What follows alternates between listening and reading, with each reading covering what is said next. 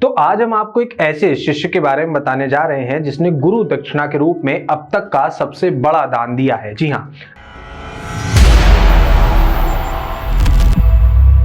दान भी ऐसा कि 10, 20, 50 लाख या 5 करोड़ नहीं बल्कि पूरे 315 करोड़ रुपए।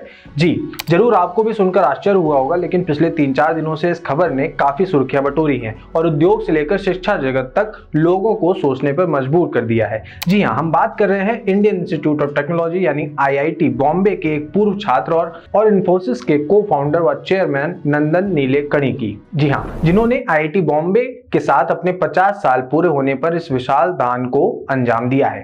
तो नीलेकणी और इस दान से जुड़ी पूरी कहानी को जानने से पहले अगर आपने चैनल को अभी तक सब्सक्राइब नहीं किया है तो अभी सब्सक्राइब कर लें। चलिए, तो इन्फोसिस के को फाउंडर और चेयरमैन नंदन नीलेकणी ने IIT बॉम्बे के साथ अपने जुड़ाव के 50 साल पूरे होने पर अपने अल्मा मेटर यानी जिस स्कूल, कॉलेज या यूनिवर्सिटी से आपने पढ़ाई की है उन्होंने IIT बॉम्बे से की, उसको 315 करोड़ रुपए का दान दिया है। हालांकि ये पहला मौका नहीं है जब नीलेकणी ने इतना बड़ा अनुदान दिया है। इससे पहले भी वह संस्थान को 85 करोड़ रुपए का अनुदान दे चुके हैं। ऐसे देखें तो संस्थान के लिए अभी तक उनका कुल योगदान 400 करोड़ रुपए हो गया है। तो आखिर इतने ज्यादा पैसों का उपयोग कहां होने वाला है? जी हाँ, IIT बॉम्बे की ओर से जारी बयान में कहा गया है कि यह योगदान भारत में किसी भी पूर्व छात्र द्वारा किए गए सबसे बड़े योगदान में से एक है और इसका उद्देश्य संस्थान में वर्ल्ड क्लास इंफ्रास्ट्रक्चर को बढ़ावा देना, इंजीनियरिंग और टेक्नोलॉजी के उभरते क्षेत्रों में रिसर्च को प्रोत्साहित करना तथा IIT बॉम्बे में एक डीप टेक्निकल स्टार्टअप इकोसिस्टम को तैयार करना है।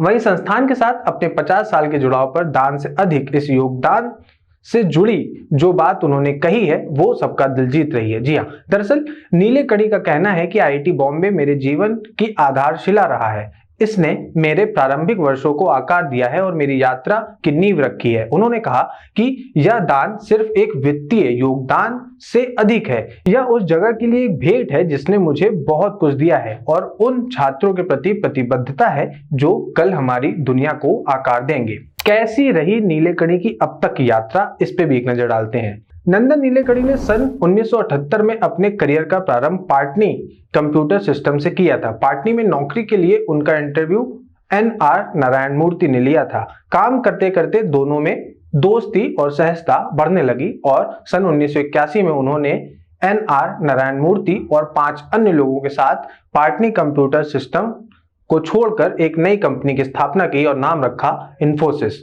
इसके बाद अपनी कड़ी मेहनत और लगन से नंदन ने कभी भी पीछे मुड़कर नहीं देखा।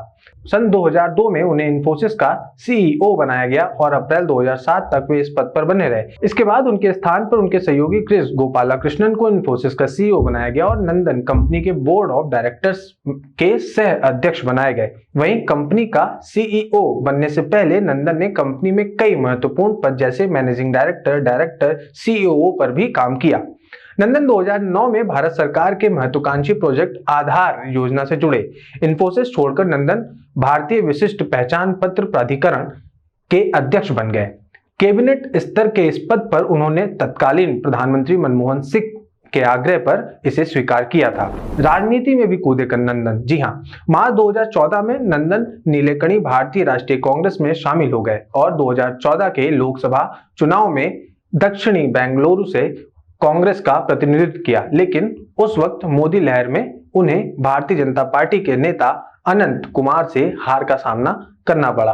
वहीं उनको मिले अब तक के अवार्ड्स का जिक्र करें तो उन्हें साल 2006 में भारत सरकार की तरफ से समाज में अपने विशिष्ट योगदान के लिए पद्म विभूषण से सम्मानित किया गया। इसके बाद साल 2009 में टाइम पत्रिका ने नंदन को अपने प्रतिष्ठित दुनिया के सबसे प्रभावशाली लोगों की सूची में रखा। इसके अलावा उन्हें साल 2011 में टोरंटो विश्वविद्यालय के रॉटमैन इंस्टीट्यूट ऑफ मैनेजमेंट ने उन्हें डॉक्टर ऑफ लॉ की मानद उपाधि से भी नवाजा। बता दें कि 68 वर्षीय नीलेकणी की वर्तमान में कुल नेटवर्थ 260 करोड़ US$ है। उन्होंने इलेक्ट्रिकल इंजीनियरिंग में स्नातक की डिग्री के लिए साल 1973 में IIT बॉम्बे में दाखिला लिया था। तब से वह अपने संस्थान के प्रति कृतज्ञता जाहिर करते आ रहे हैं। तो आपको नंदन नीलेकणी की ये स्टोरी कैसी लगी हमें कमेंट करके जरूर बताएं और बने रहें TRIPLE.com के साथ। बहुत बहुत धन्यवाद।